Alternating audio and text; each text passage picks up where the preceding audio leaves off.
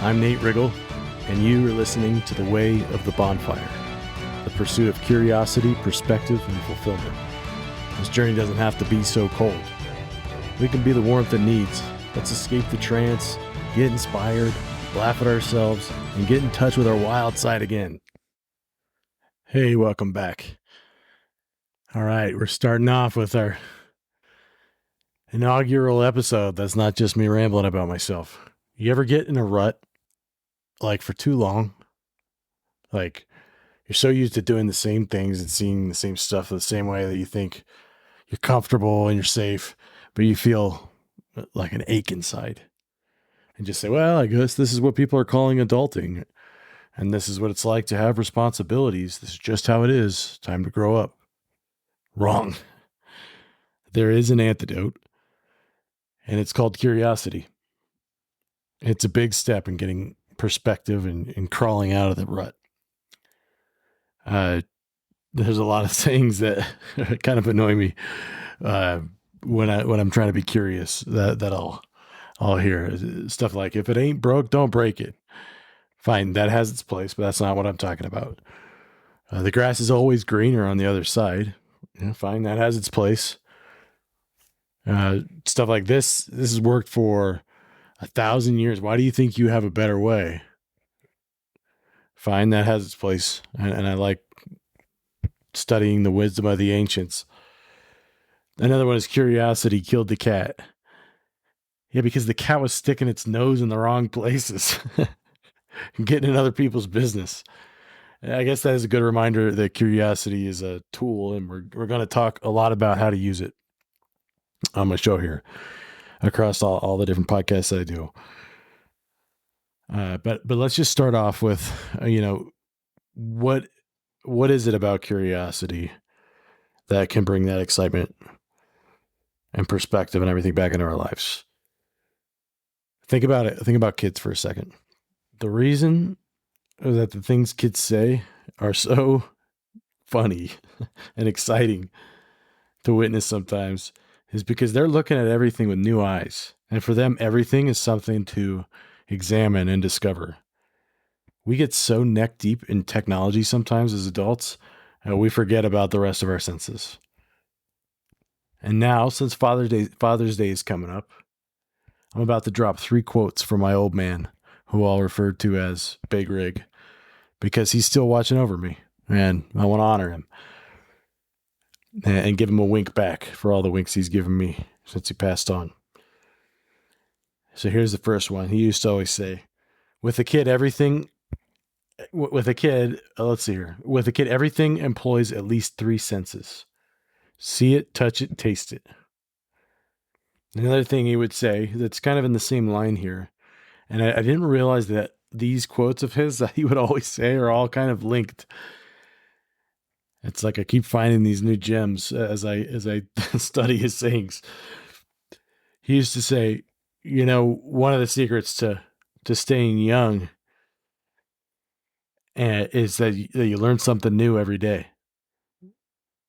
He's like, I'm 72 years old. I learned something new today. I think he was even trying to learn something, the day before he died. And I think that's such sound wisdom, and it really invokes that piece of curiosity that, look, you may have a way of doing things, and it might work really well, but that doesn't mean that we need to stop exploring our world, questioning things, finding new ways, learning a new skill, whatever that is. And here's the other one that's linked to it. And this is another classic. I'm still 15 years old in my head, but my body is in complete denial. And here's what is crazy. I realized that my dad was one step ahead of the research all this time.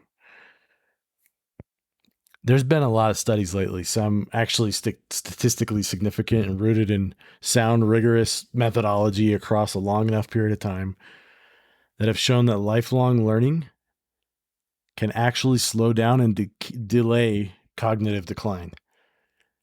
And they think it may even be possible with some new studies that they're launching right now to prove one day that it could aid in preventing dementia and Alzheimer's. Hello? I'm still 15 years old in my head because I learned something new every day, right? Thanks again, Big Rig, for those doses of wisdom. But learning and curiosity, they're all powered by one of my favorite things: questions. I'm probably going to do multiple shows on just the power and the beauty and the usefulness of questions and finding your way. But here comes the light version. Let me clarify. I'm talking about, on this episode, about innocent curiosity and interest in understanding more about things and how that can bring the life back into your life and the excitement that you didn't even realize you were missing. Questions go so much further than this one category. But I'll give you the light version. Like I said, there are questions you ask yourself, which are great. But when other people are involved, sometimes a question can be a snake in the grass. Sometimes it can be used as a powerful tool of manipulation disguised as like innocent curiosity. And sometimes what that sounds like is, it's just a simple question. Yeah, but it's a trap with poisonous spikes at the bottom, dude. Let me put my boots on first before I answer. Or something like, sheesh, I was just asking a question. Just a question? Oh, you mean the most powerful way of opening minds, accessing information, changing behavior, controlling a conversation, gathering intel, and influencing people? Now that's just a question to me, right? I have been and still am guilty of being the guy who just has to ask a question and maybe overdoes it and is a little too selfish with my questions in certain settings. Here's my advice if you also do this. If you're going to ask a question, observe and listen for longer than you normally would. Think if you already know the answer. Give them a chance to answer it before you ask. Then don't waste it. Treat it like you got a magic lamp with 3 wishes, because in my opinion, you do. And to protect yourself from the questions that people ask you that are snakes in the grass, as I put earlier, obviously don't be naive, but don't be paranoid either. We don't need to always assume that somebody's out to get us. So the rule of thumb here is just ask yourself, what is the question behind the question? And that should be a pretty good guiding compass for what's happening if somebody's asking you a question. And if you're trying to practice, back to what I was talking about, this innocent curiosity to bring all this life and discovery of all these kind of hidden beauty in your world and creativity, start by thinking like a kid. What do I see? What do I know about this? What do I hear? What do I feel? Then level up and use your adult brain. What side of this am I not seeing? What is the first thing I was drawn to? Is that making me miss something else? This is such a powerful step in getting new perspectives. There's so much to be found and discovered under, it's like flipping over rocks and just seeing what's under there. And there's so much to find and explore. It's like a new frontier that's just been around us this entire time. And I encourage you to go and try it out this week. Thanks.